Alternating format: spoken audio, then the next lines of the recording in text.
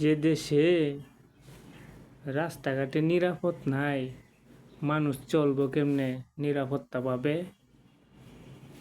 কালকে দেখলাম ধানমন্ডি, মানে বিভিন্ন মানুষ গেছিল বিভিন্ন দেশের থেকে, গিয়ে দেখে মানে পুলিশে প্রশাসনেরা চতুর্দিক দিয়া বঙ্গবন্ধু 32 নম্বর বাড়ি কি পার্ক, বঙ্গবন্ধু যেসব জায়গা দিবস পালন হইতো সব জায়গায় এরকম গ্যাঞ্জাম চলছে।